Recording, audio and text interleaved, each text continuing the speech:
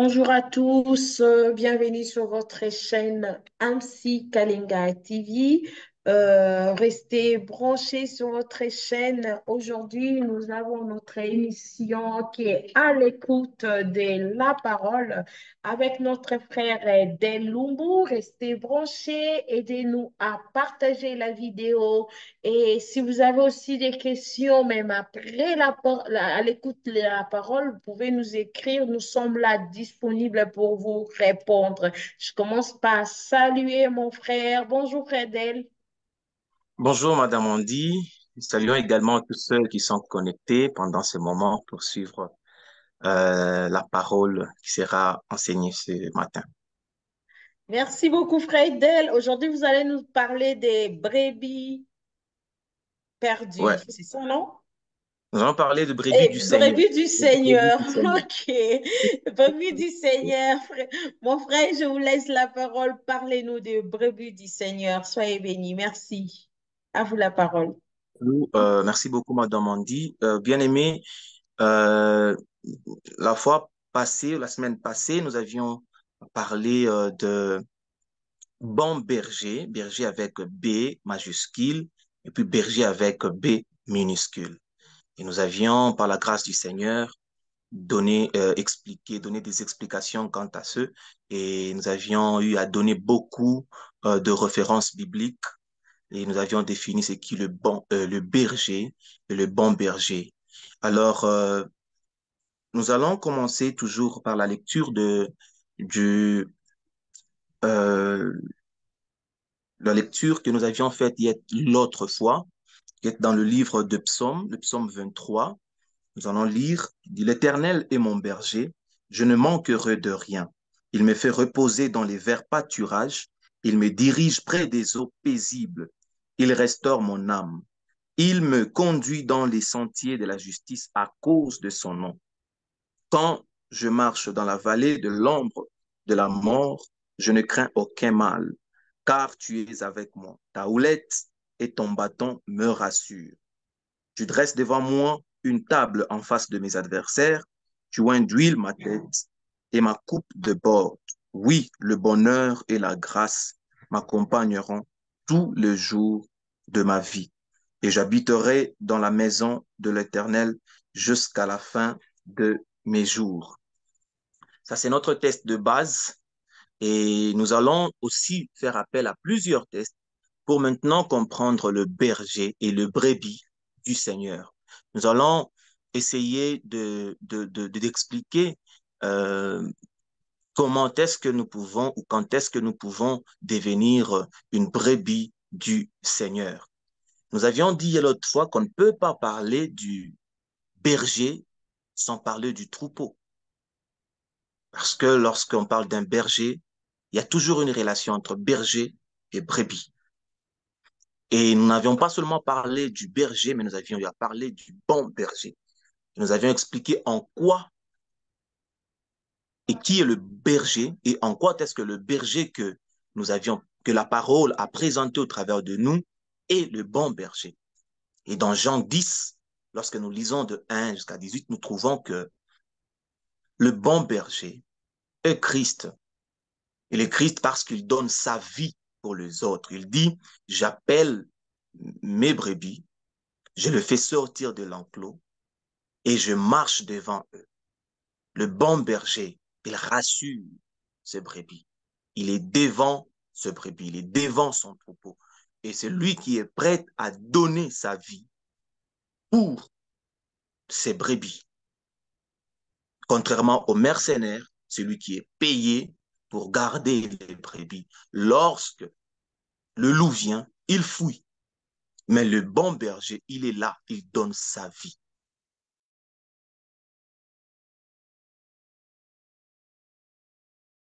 Christ, du milieu de son troupeau, élève certaines personnes qu'il place comme berger de son troupeau. Et ce dernier devient du bon père lorsqu'il demeure dans la pensée de Dieu, lorsqu'il se comporte conformément aux attentes de notre Seigneur, lorsqu'il présente Christ lorsqu'il donne la nourriture qu'il faut. Et la nourriture qu'il faut, c'est la bonne nouvelle qui élève Jésus-Christ. C'est pas une nouvelle qui condamne, c'est pas une nouvelle qui maudit, c'est pas une nouvelle qui exclut, mais elle est appelée bonne nouvelle parce que elle rassemble, elle donne une bonne nourriture, elle fait croître, et elle sécurise, elle fait protéger. Et aujourd'hui, nous voulons maintenant parler de brebis du Seigneur. Bien-aimé, tout le monde dit, voilà, nous sommes des créatures de notre Dieu, du Dieu vivant, et ainsi nous sommes ses enfants, ainsi nous sommes ce brebis. Ça, c'est les définitions que nous avons, que nous trouvons. Tout le monde aujourd'hui peut se permettre de dire. Alors, nous voyons, parce que nous parlons aujourd'hui hier, autrefois, nous avions parlé de berger, et aujourd'hui, nous parlons maintenant de brebis. Pourquoi nous voulons parler de brebis? Parce qu'il n'y a pas de berger sans brebis. Et nous voyons Christ dans l'Ancien Testament, il s'est choisi. Dieu s'est choisi d'Israël comme son troupeau qu'il conduisait. Et lorsque nous lisons les évangiles, il est écrit, étant venu chez le sien, parce que le sien l'ont repoussé, il s'est tourné vers les nations. C'est en se tournant vers les nations que nous avions trouvé grâce à ses yeux. Que nous aussi, aujourd'hui, nous pouvons maintenant dire que nous sommes le troupeau de son pâturage. Nous sommes ses brebis. Mais comment devons-nous ces brebis? Alors, si nous lisons dans Jean 10.1, Jean 10.1 dit,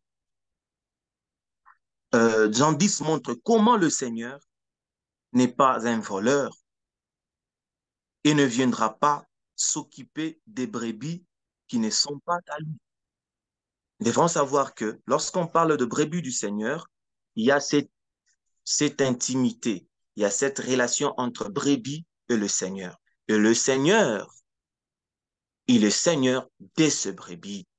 Il est berger de ces brebis.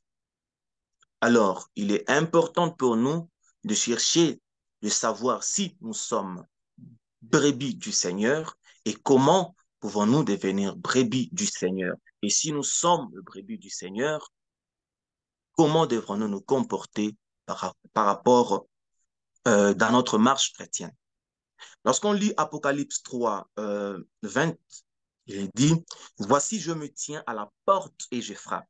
Si quelqu'un entend ma voix et ouvre la porte, j'entrerai chez lui.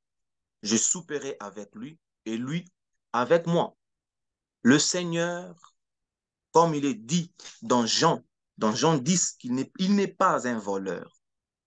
Le Seigneur ne conduit pas un troupeau qui n'est pas à lui. Le Seigneur conduit un troupeau qui lui appartient. Voilà pourquoi le Seigneur se tient toujours à la porte du cœur, de nos cœurs pour frapper, afin que quiconque entend la voix lui ouvre la porte.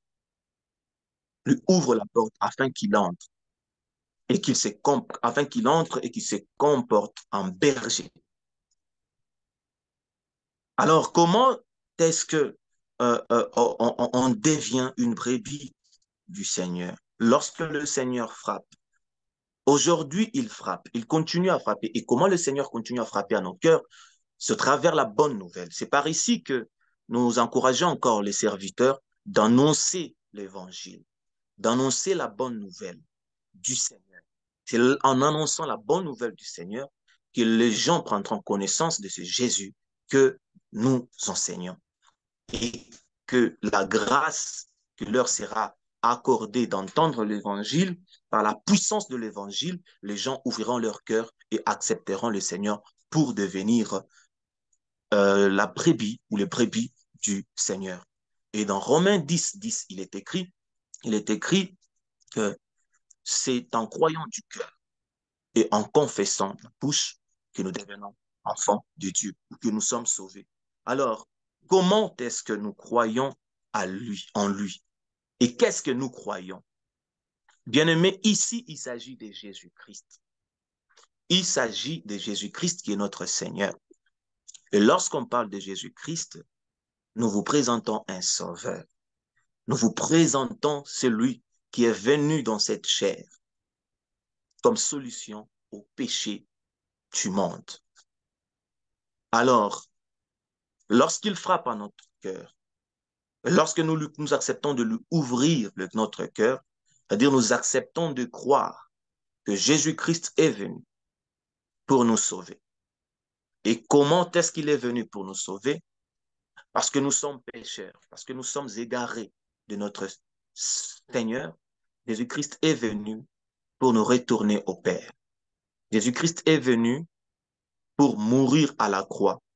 Il est venu comme un sacrifice afin qu'il soit offert à Dieu pour qu'en lui, nous trouvons le salut. Nous prêchons un Jésus qui est venu dans la chair pour sauver l'humanité tout entière. Dans Jean 3,16, il est dit, car Dieu a tant aimé le monde qu'il a envoyé son Fils. La venue de Christ est une expression d'immense amour de Dieu pour nous. Et puisqu'il nous aime, il veut nous rapprocher de nous et il a envoyé son Fils Jésus-Christ. Afin que quiconque croira en sa mort et en sa résurrection soit sauvé. C'est lorsque nous prenons conscience de cela, lorsque nous acceptons, nous croyons que certainement, nous n'arriverons jamais à plaire le Seigneur par nos propres œuvres, que nous n'arriverons jamais à être en harmonie avec le Seigneur par notre propre courage, et que Christ est celui qui est venu pour s'offrir en sacrifice, afin que nous soyons sauvés par lui, et nous croyons dans nos cœurs que cela est vrai, en croyant en Christ, sans fournir nos efforts, nous obtenons le salut. En donnant notre vie à Christ, ainsi nous sommes sauvés. Et lorsque nous le confessons, exactement, c'est la voie qui fait à ce que nous soyons maintenant morts.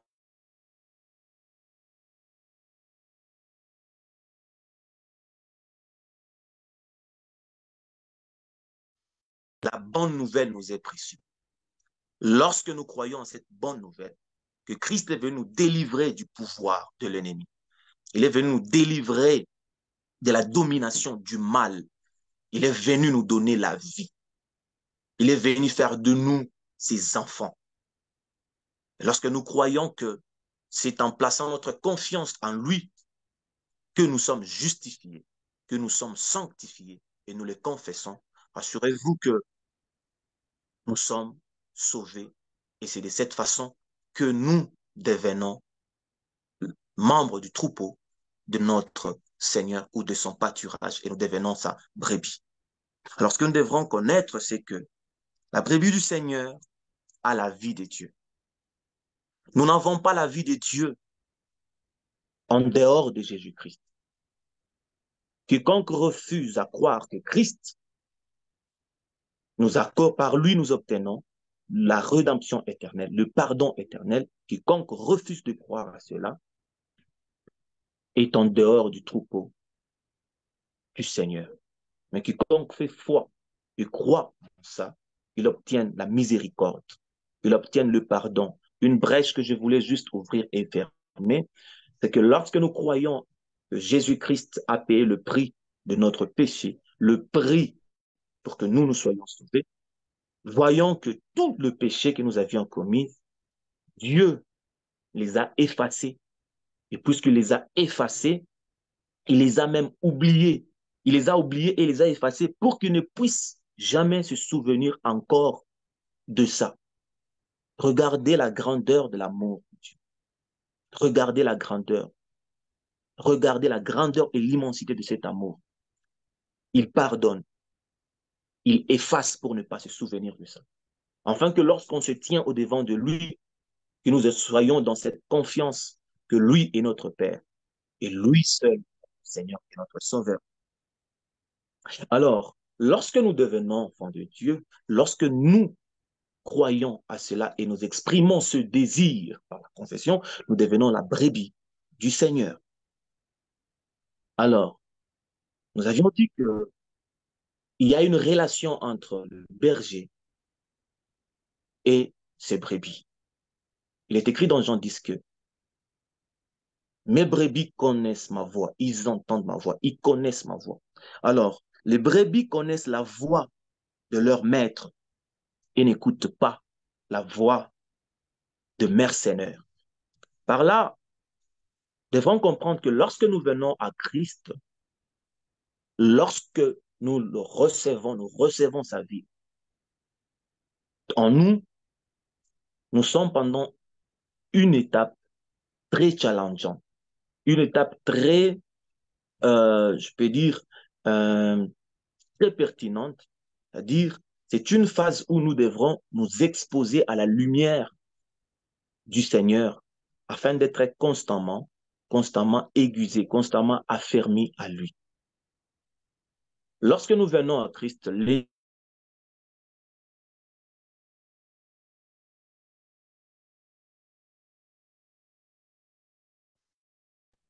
on suivra un chemin qui n'est pas le bon chemin pour nous. Ça, c'est l'œuvre que l'ennemi fait. L'ennemi a mal lorsque nous donnons notre vie à Christ, parce qu'il sait que lorsque nous faisons cela, nous sommes sauvés, et lui continue par sa ruse à chercher à nous égarer davantage du Seigneur. Maintenant, comment est-ce que nous, en tant que brebis du Seigneur, nous devrons nous comporter face à cela? Lorsque nous venons à Christ, bien-aimés, nous devrons comprendre que nous entrons dans un royaume des dieux. Et dans ce royaume, nous devrons chercher à savoir comment les choses se font, comment les choses se passent dans ce royaume. Nous étions pécheurs.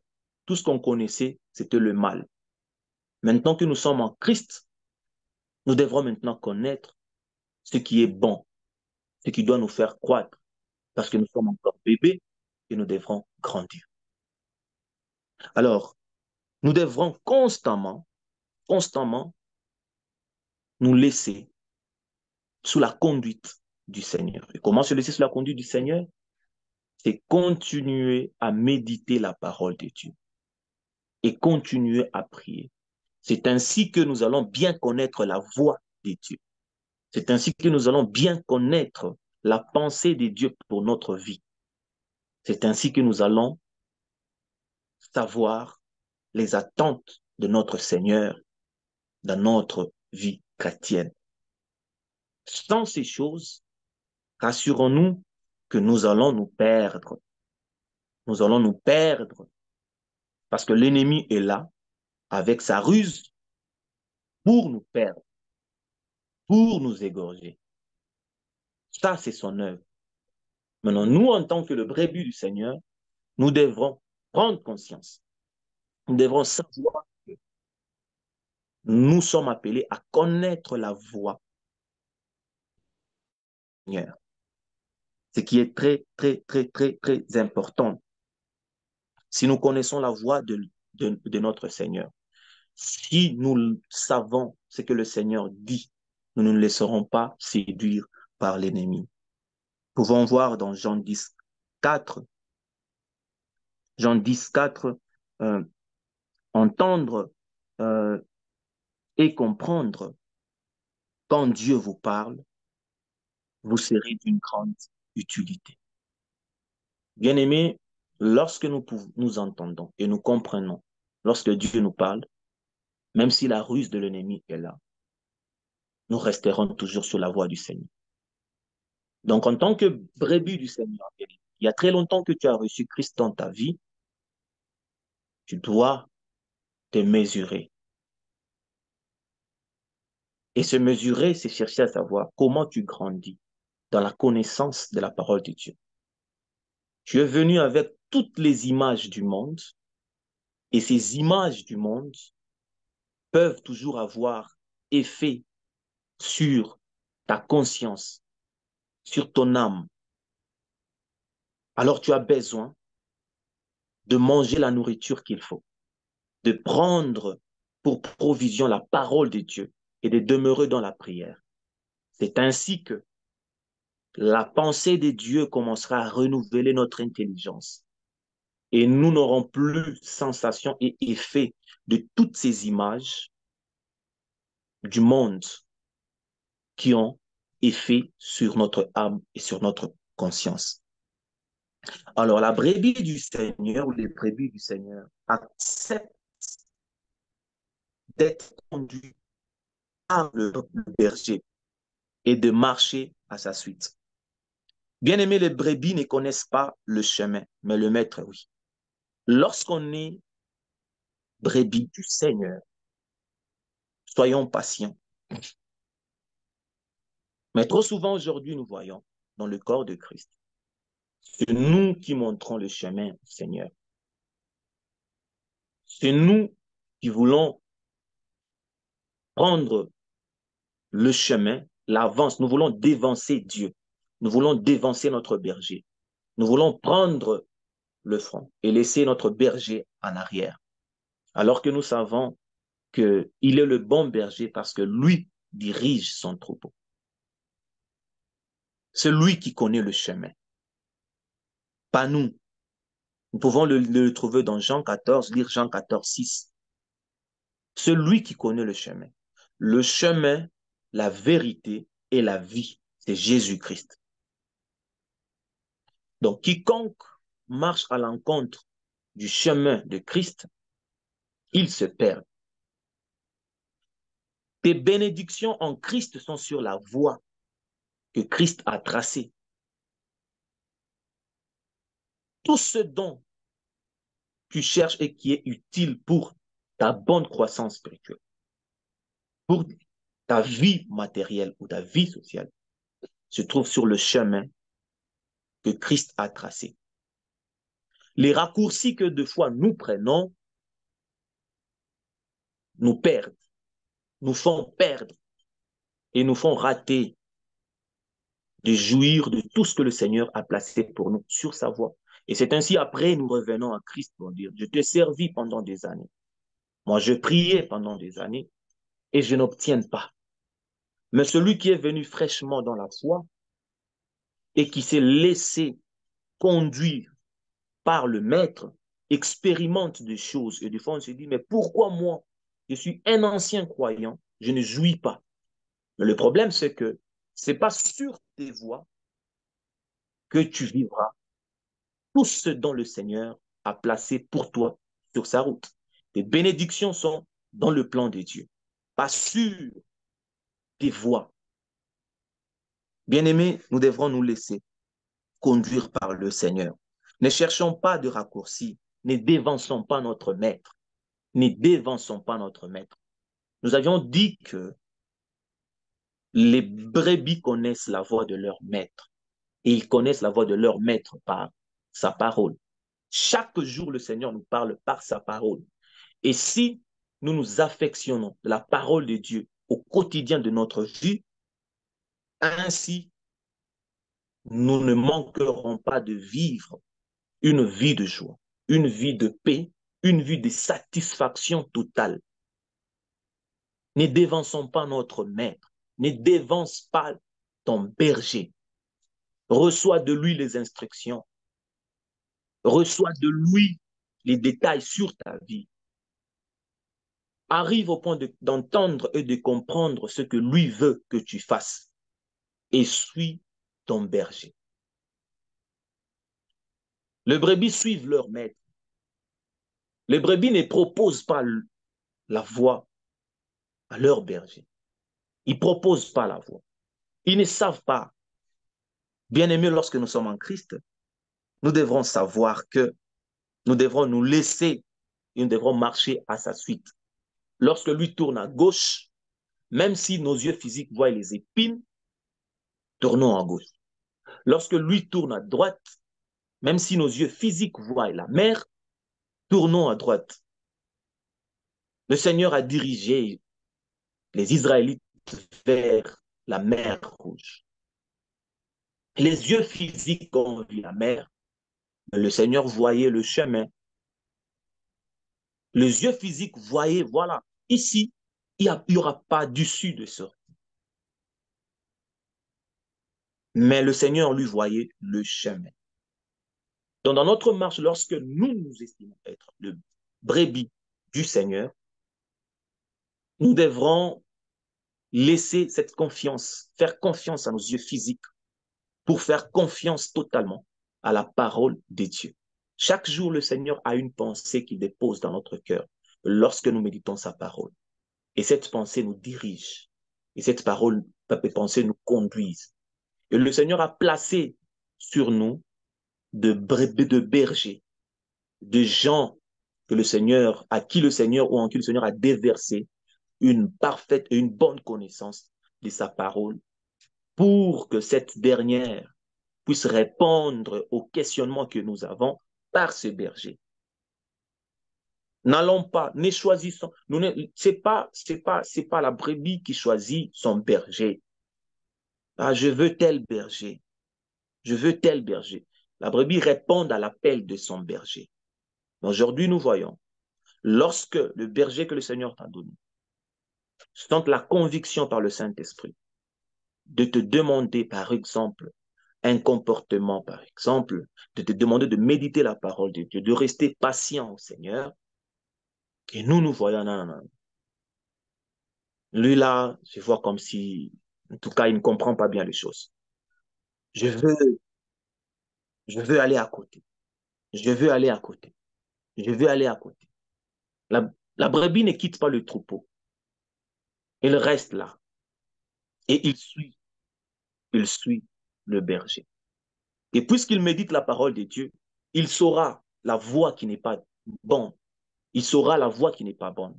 Et il refusera de suivre la séduction et la ruse de l'ennemi parce qu'il demeure dans la connaissance de la parole de Dieu. Donc, bien-aimés dans le Seigneur, ne dévançons pas.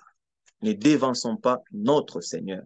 Ne dévançons pas notre Seigneur et ne choisissons pas de raccourcis, mais laissons-nous conduire par le Seigneur. Car c'est sur sa voie que nous sommes formés, que notre intelligence se trouve renouvelée, que nous sommes approvisionnés et que nous grandissons et que nous vivons toutes sortes de bénédictions que nous avons en Jésus-Christ. Les brebis du Seigneur sont caractérisés par l'humilité. Ils sont remplis d'humilité. Ils sont remplis d'humilité. Ils ne se choisissent pas la nourriture. Ils ne se choisissent pas la nourriture. Ils sont conduits. Elles se laissent diriger par sa ouette. Lorsque nous lisons Psaume 23, le verset 4, la partie B, il dit, « Je ne crains aucun mal, car tu es avec moi. Ta houlette et ton bâton me rassurent. » Vous savez, lorsqu'on conduit le troupeau, à chaque fois qu'ils se perdent, c'était là les instruments. À chaque fois qu'une brebis voulait s'égarer, le berger avait ces deux instruments, le bâton et la houlette, pour permettre de retourner sur le chemin, sur le bon chemin, les brebis. Pourquoi utilisait-il ces deux instruments? Parce que les brebis ne connaissent pas la voie. Celui qui connaît la voie, ce n'est que le maître, le berger. Alors, les brebis du Seigneur sont caractérisées par l'humilité et elles se laissent conduire, diriger et n'intiment pas de l'ordre à leur maître. Aujourd'hui, nous ne vivons pas la vie chrétienne telle que le Seigneur l'aurait voulu, telle que le Seigneur le veut. Pourquoi? Parce que nous voulons donner des fois des orientations à ceux qui nous dirigent, à ceux qui ont été placés sur nous. Nous voulons à chaque fois que nos convictions soient écoutées par eux. Ils sont là, ils sont des humains, ils ont des faiblesses, mais cependant, nous devons les écouter. À moins qu'ils viennent avec un enseignement qui n'est pas des dieux. Mais aussi longtemps, ils viennent avec l'enseignement qui est des dieux, mais qui n'atteint pas peut-être par notre avarice, par nos désirs charnels. Ça n'atteint pas nos attentes aujourd'hui. Nous n'avons pas à choisir notre chemin ou à chercher à le guider. Non, nous devons nous laisser à eux. Laissons-nous à notre Seigneur. Dieu sait. Je sais que c'est difficile dans cette chair de supporter, mais le Saint-Esprit est là pour nous fortifier. Le Saint-Esprit est là pour nous fortifier. À cause de Christ, tout le monde t'a abandonné. À cause de Christ, tout le monde t'a laissé. Et pendant ce temps, tu traverses des moments difficiles. Des fois, tu sens dans ton cœur une voix qui commence à monter pour te pousser à l'abandon, qui commence à te faire revenir des versets qui parlent que de la prospérité, qui commence à te diriger toujours vers des enseignements qui te demandent à faire des sacrifices afin que tu puisses, je ne sais pas, être bon sur cette terre. Bien-aimé dans le Seigneur, je te prierai, je te prierai de rester patient, de rester patient, ton Dieu, et d'être humble, et d'être humble. Vous savez, lorsqu'on sert le Seigneur a placé les aînés pour qu'ils nous conduisent. Et lorsqu'ils nous conduisent, au travers d'eux, le Seigneur peut faire reconnaître un don, peut faire reconnaître un ministère que tu as. Et ils ont la responsabilité de te former parce qu'ils t'ont précédé dans la foi. Ils ont la responsabilité de t'encadrer parce que ils t'ont précédé dans la foi. Ils ont une expérience avec le Seigneur. Même si le désir d'exercer ton ministère brûle en toi, ne le dévance pas. Ne leur montre pas que tu connais mieux qu'eux. Ne leur montre pas que tu as une parfaite maîtrise des choses qu'eux. Reste humble, reste à leurs pieds, suis leurs commandements. C'est pas ce que nous voyons forcément aux yeux qui est bon pour nous. Dans Genèse 13, 11, dit, lorsque Lot connaissait, choisissait euh, la plaine verdoyante du Jourdain, il ne pouvait s'imaginer qu'il courait à sa perte. C'est pas tout ce qui paraît bon à nos yeux qui est bon pour nous. Alors, les brebis acceptent la correction. Les brebis sont conduites. Dans le psaume toujours 23, le verset 4 dit, ta houlette et ton bâton me rassurent. Le bâton ne sert pas au berger seulement pour affronter le prédateur lorsqu'il vient attaquer le troupeau. Non. Mais le bâton est fait aussi pour corriger. Et nous, qu'est-ce qui nous corrige? C'est la parole de Dieu. Laissons-nous corriger par la parole de Dieu. Laissons-nous corriger par la parole de Dieu. Que l'humilité soit notre couverture, demeure en nous et laissons-nous, acceptons la correction de Dieu. Job 5, 17 dit, heureux l'homme que Dieu choisit. Ne méprise pas la correction du Tout-Puissant. Mais lorsqu'on refuse la correction de Dieu, on se perd. On se perd. Celui qui connaît le bon pâturage pour nous, c'est notre berger. Alors, lorsque nous nous laissons brouter des herbes qui ne sont pas bonnes pour nous, en pensant que c'est ça la bonne nourriture pour nous, acceptons que notre maître, acceptons de suivre notre maître lorsqu'il nous corrige, lorsqu'il nous tape, afin qu'on rentre sur le bon pâturage. Vous savez, lorsqu'on laisse dans le pâturage des brebis, ils marchent, ils suivent les herbes, ils suivent ce bon pâturage, ils sont en train de brouter les herbes, jusqu'à ce qu'ils peuvent se perdre. Mais lorsqu'ils commencent à aller loin, le bon berger est là pour le taper, afin qu'il rentre.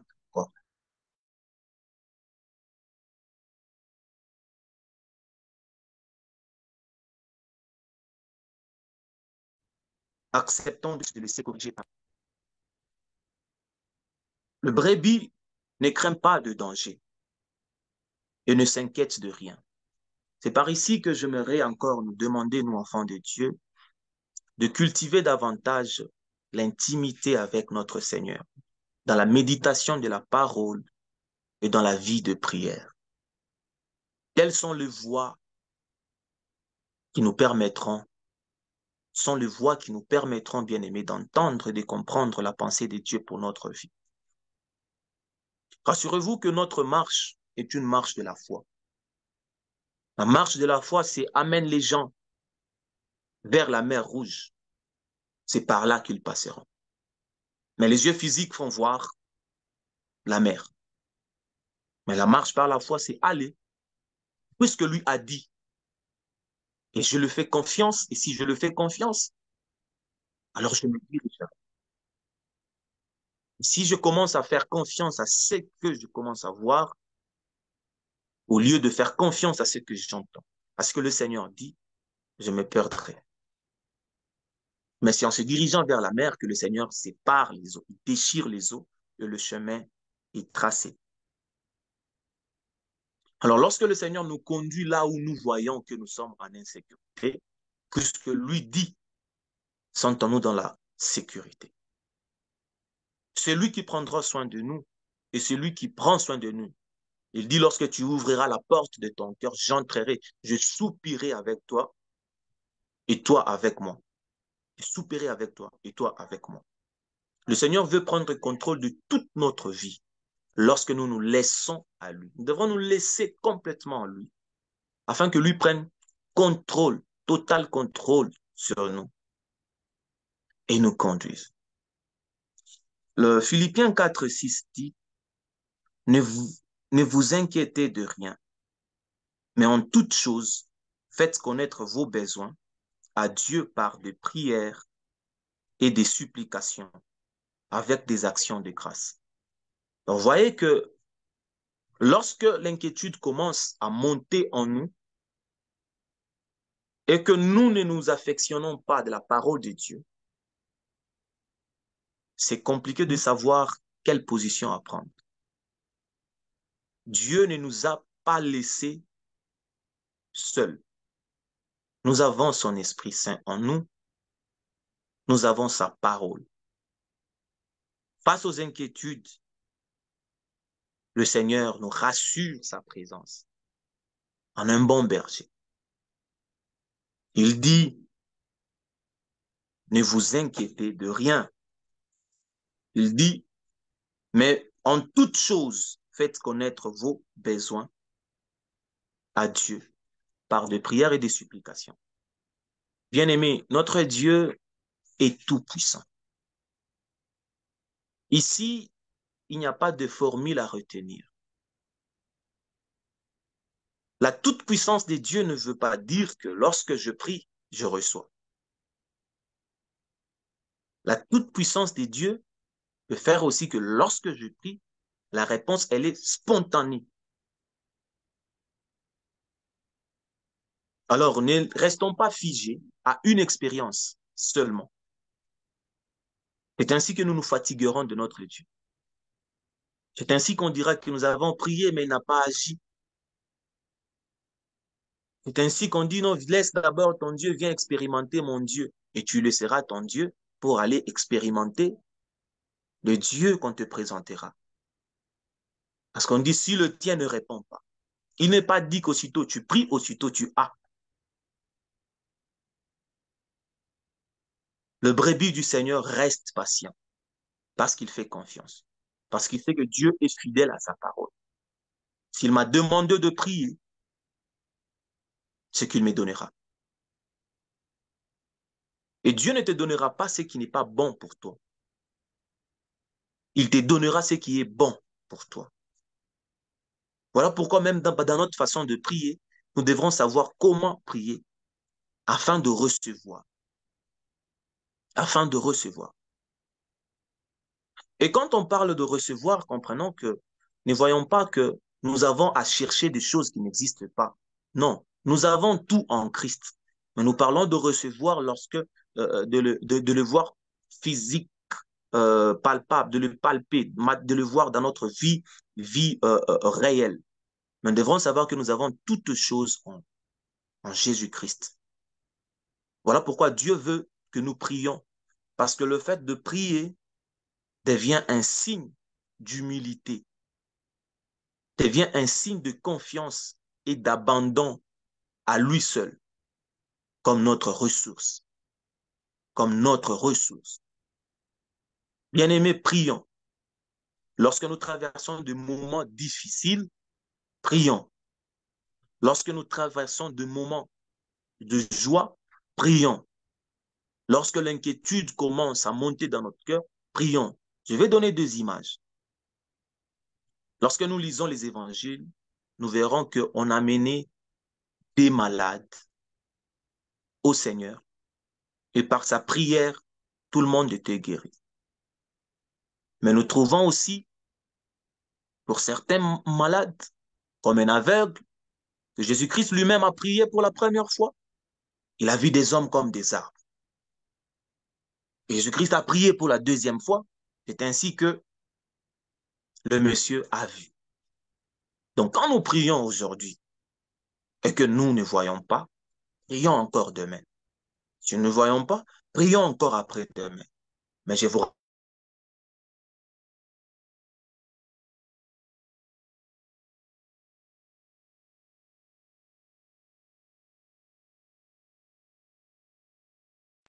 c'est quelque chose qui m'interpelle moi personnellement et une interpellation également pour tout le monde.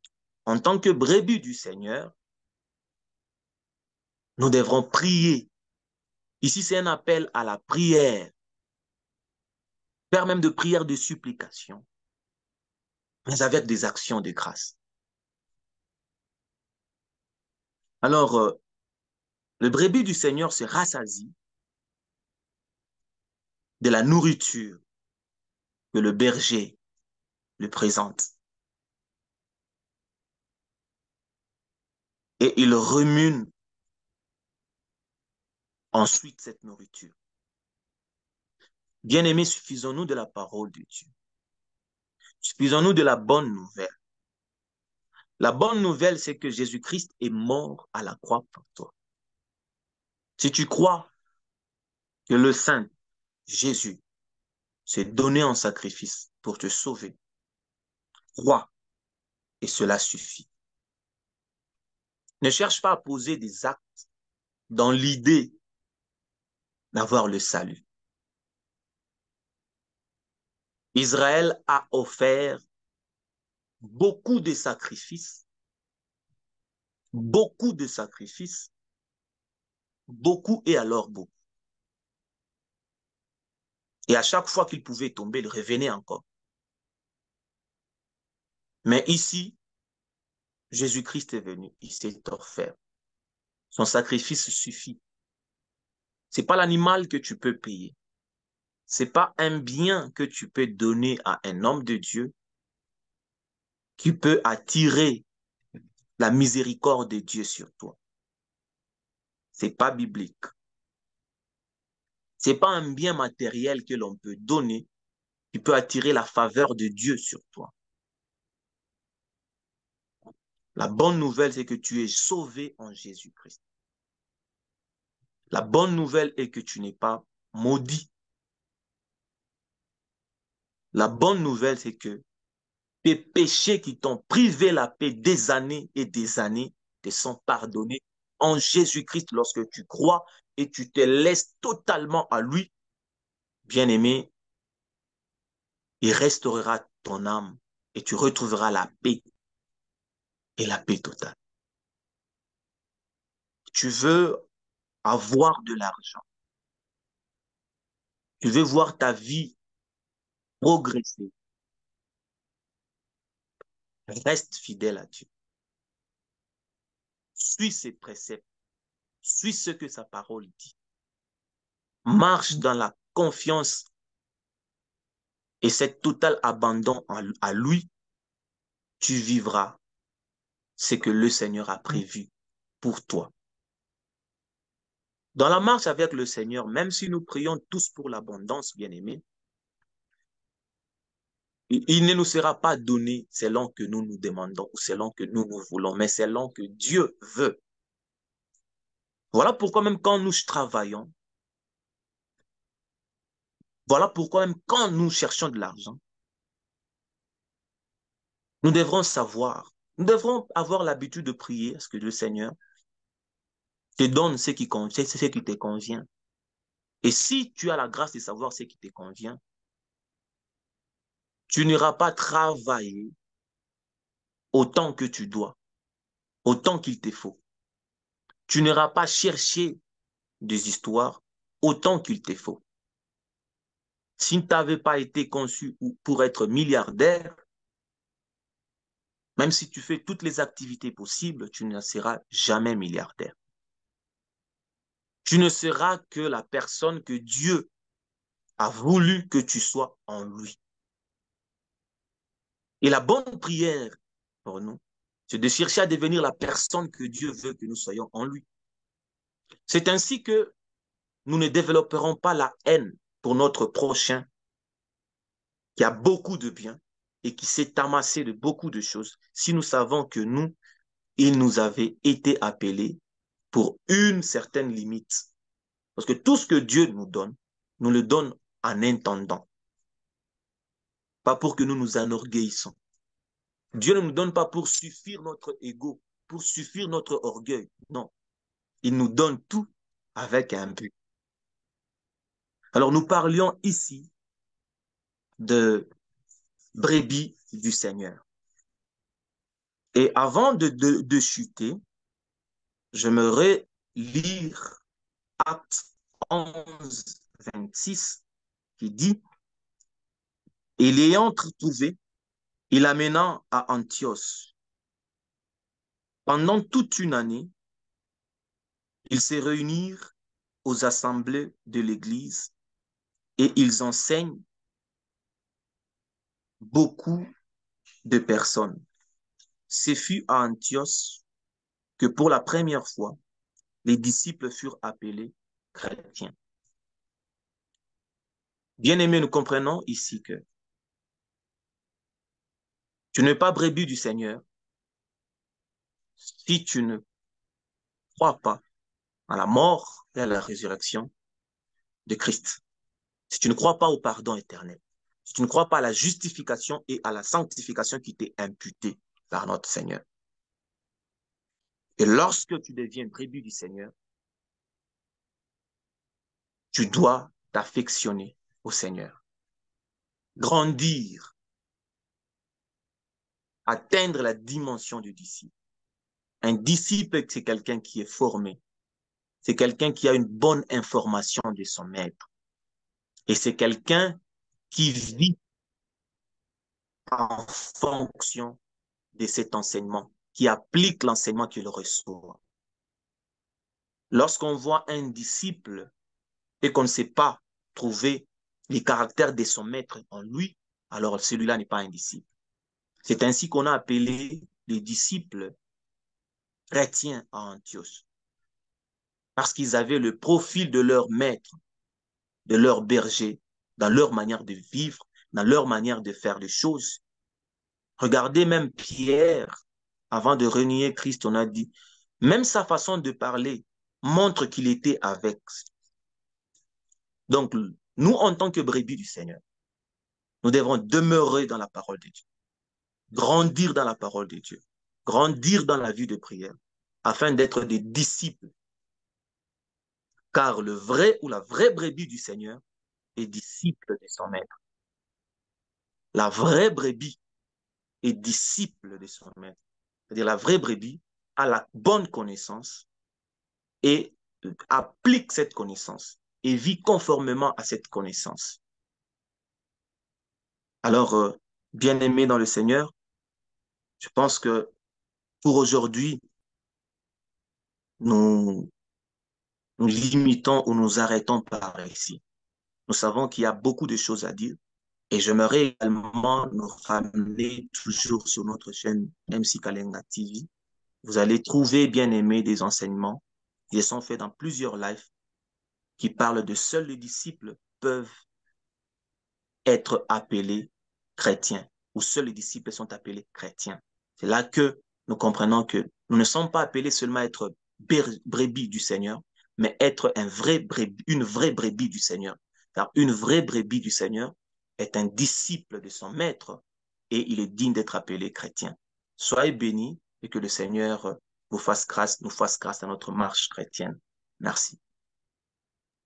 Merci à vous tous. Merci à mon frère Edel. Nous sommes de brebis du Seigneur. La vraie brebis du Seigneur, c'est celui-là, un disciple accompli de Dieu. Merci, mon frère, que Dieu vous bénisse. Merci à tous ceux-là qui Amen. nous a suivis aujourd'hui. Aidez-nous à partager cette vidéo pour que ça y reste, que Dieu vous bénisse. On se voit samedi dans les rubriques de Prions ensemble et mardi dans notre rubrique de l'évangélisation. Que mon Dieu vous bénisse. À la prochaine. Bye Amen. bye.